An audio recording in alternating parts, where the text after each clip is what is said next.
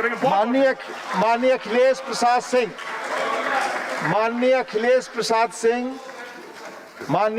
प्रसाद सिंह लोकसभा। नमस्कार सर। अच्छा, बहुत धन्यवाद आपको पुनः इस कुर्सी पर देख के। धन्यवाद। आप बोले। और उम्मीद है कि मुझे 2 मिनट आप ज्यादा समय देंगे जितना निर्धारित है। समय के बारे में क्षमा करेंगे, जो तय हुआ है हाउस वही मैं पालन करूंगा। प्लीज। बिहार के हैं सर। प्लीज। हम लोग सर बचपन से सुना करते थे, हम लोगों के पुरखों प्लीज ये कहानी सुनाया करते थे कि उत्तम खेती मध्यम बान, नीच चाकरी भीख निदान। लेकिन आज मोदी जी के राज में सीधा उल्टा हो गया। खेती सबसे नीचे चला गया, किसान सबसे नीचे चला गया, और उसी का नतीजा है जो इस तरह का कानून यहाँ ये सरकार ले आई है। जब शुरू में ओपनिंग स्टेटमेंट कृषि मंत्री जी का हो रहा था, उसमें उन्होंने जिक्र किया था मनमोहन सिंह जी का। यूपीए 1 में संयोग से मैं भी राज्य मंत्री था कृषि और खाद्य महकमे का। मेरे सहयोगी थे शरद पवार जी। उस समय की कुछ बात मैं याद कराना चाहता हूं आपको कि कांग्रेस पार्टी का जो पॉलिटिकल विजन था और जो पॉलिटिकल कमिटमेंट था वो किसानों के लिए है, और आपका जो पॉलिटिकल डिजाइन है वो हमेशा से किसान विरोधी रहा है। ये कोई आज नई बात नहीं है, ये देश अच्छी तरह से ये बात समझता है। मैं कहना चाहता हूं साफ तौर पर, पहली बार जब 2004 में मनमोहन सिंह जी की नेतृत्व वाली सरकार बनी, हम लोग मंत्रिमंडल के सदस्य थे और बजट के पहले देश भर के किसान नेताओं को प्रधानमंत्री निवास में उन्होंने बुलाया था। उनकी कठिनाइयों को जानने का कोशिश किया। माननीय अखिलेश जी मास्क लगा ले, कृपया मास्क लगा ले। हम तो सर अपेक्षा कर रहे थे कि मेरे लिए आप बेईमानी करिएगा, आप उधर से करने लगते हैं। जो प्रावधान है प्लीज सर नीचे चला जाता है, उसमें मेरा टाइम क्यों आप ले रहे हैं? थोड़ा सुनिए ना उन लोगों का शिकायत। जो प्रावधान है उसका सारे सदस्य पालन करें, यह अनुरोध है आपसे प्लीज। उस समय सर स्वर्गीय अटल बिहारी वाजपेयी जी की सरकार जाने के बाद मनमोहन सिंह जी के नेतृत्व में जो सरकार बनी थी, उस समय न्यूनतम समर्थन मूल्य जो अटल बिहारी वाजपेयी जी के प्रधानमंत्रित्व काल में था, धान का 550 रुपए प्रति क्विंटल, गेहूं का 610 रुपए प्रति क्विंटल, आज भी मुझे अच्छी तरह याद है। और पहले बजट में मनमोहन सिंह जी ने फैसला किया, जो पहली पंचवर्षीय योजना से लेकर 10वीं 11वीं पंचवर्षीय योजना तक जो काम कभी नहीं किसी सरकार ने किया था, 10 रुपए और 20 रुपए 50 रुपए प्रति क्विंटल हर बजट में जो न्यूनतम समर्थन मूल्य बढ़ाने का काम हुआ करता था, उसको मनमोहन सिंह जी की सरकार ने सीधे 550 रुपए प्रति क्विंटल से 1100 रुपए प्रति क्विंटल करने का काम किया था। और आजादी के बाद किसी सरकार ने वो काम नहीं किया। उसी तरह से धान और गन्ने का सभी का न्यूनतम समर्थन मूल्य बढ़ाने का काम, दुगना करने का काम किया था। और केवल वही नहीं रुकी, आपको अच्छी तरह से इसमें कई सहयोगियों को, साथियों को याद होगा कि उस समय 8% पर गाड़ी खरीदी जाती थी, ऋण मिलता था, ऋण की उपलब्धता बैंक से और बैंकिंग सिस्टम से मिलता था। और किसानों को उसके नीचे 10% उधर था और किसानों को 8% पर ऋण मिलता था।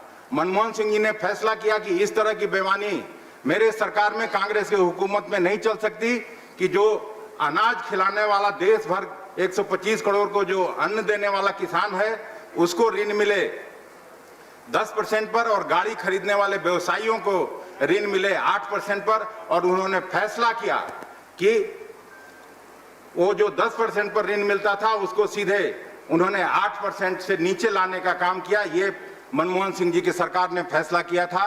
कृषि मंत्री जी, मैं आपको बताना चाहता हूं, 70,000 करोड़ की जो लोन माफी उन्होंने करने का काम किया था। देश भर में किसान जो आत्महत्या कर रहे थे, वो उस सरकार का फैसला हुआ फैसला। और वहीं नहीं रुका, हम आपको बताना चाहते हैं, अभी रामचंद्र बाबू ने कहा कि 2006 में एनडीए सरकार जब नीतीश कुमार जी के नेतृत्व में 5 में बना था तो एपीएमसी एक्ट को समाप्त किया था। लेकिन 14 साल से एपीएमसी समाप्त करके जो वहां काम हुआ है, उसका मतलब साफ है कि जो न्यूनतम समर्थन मूल्य और जो उन्होंने 15 लाख टन खरीदगी की बात की, मैं उस समय मंत्री था और एफसीआई ने सीधे बिहार में पहली बार, और वही रिकॉर्ड है, 15 लाख मीट्रिक टन धान की खरीदगी मेरे समय में हुआ था। और अब तो कई जो भ्रष्टाचार के भेंट चढ़ जाता है। जो जिस तरह से बिस्कोमान और दूसरे माध्यम से जो खरीदगी होती है, और हम पूछना चाहते हैं कि आज भी 60 से 70 लाख मीट्रिक टन वहां धान का सरप्लस है बिहार में, तो खरीदगी केवल 15 लाख मीट्रिक टन कैसे होती है? ये भारत सरकार को और बिहार को जवाब देना चाहिए। क्यों नहीं 60 से 70 लाख मीट्रिक टन धान की खरीदगी होती है? क्यों नहीं गेहूं की खरीदगी हो रही है? आपको शायद रामचंद्र बाबू मालूम नहीं होगा। आज भी मैं भी किसान परिवार से आता हूं। 1900 रुपए भारत सरकार ने तय किया है न्यूनतम समर्थन मूल्य गेहूं का, लेकिन बिहार में आज भी 1400-1500 मीट्रिक टन किसानों को मिल रहा है और बाकी पैसा बिचौलिए के पॉकेट में जा रहा है। कांग्रेस सरकार हमेशा किसानों के हितों की प्रतिबद्धता और उनका वकालत करती रही है। कभी भी राहुल गांधी जी उसके बाद जो भी चुनाव हुआ, प्लीज कृपया शांति रखें, कृपया शांति। रामचंद्र बाबू फंस जाइएगा। आपको अच्छी तरह मालूम है, भभुआ के इलाके से, कैमूर के इलाके से हर साल धान और गेहूं आज भी हरियाणा और पंजाब के मंडी में आता है, क्योंकि वहां मंडी सिस्टम नहीं है। और यहाँ के मंडी में जो ट्रेडर्स हैं, जो पैसा किसानों के पॉकेट में जाना चाहिए था, वो ट्रेडर्स के पॉकेट में जा रहा है। माननीय अखिलेश जी, समय खत्म हो रहा है। माननीय अखिलेश जी, समय खत्म हो रहा है। इसलिए बिहार सबसे ज्यादा बदहाली की स्थिति में है, इस बात को भूलना नहीं चाहिए।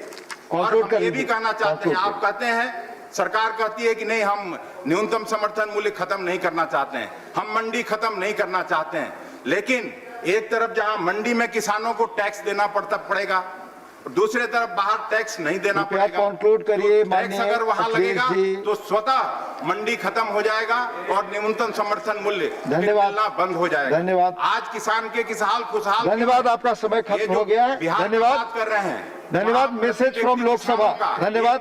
Message from Lok Sabha. 7000 secretary general, आपका समय खत्म हो चुका, आप रिकॉर्ड पे नहीं जा रहा। Thank you, thank you, thank you. Please, समय खत्म हो चुका है, बहुत पहले, रिकॉर्ड पे नहीं जा रही है बातें आपकी। Secretary general, message from Lok Sabha, सिर्फ वही रिकॉर्ड पे जाएगा। The taxation and other laws, relaxation and amendment of certain provisions bill 2020 to the companies. कृपया आपकी बात पहले समय खत्म हो चुका है, गुजारिश से चुप रहे। The taxation and other laws, relaxation and amendment of certain provisions bill 2020 is a money bill within the meaning of Article 110 of the Constitution. I lay a copy each of the said bills on the table. माननीय farmer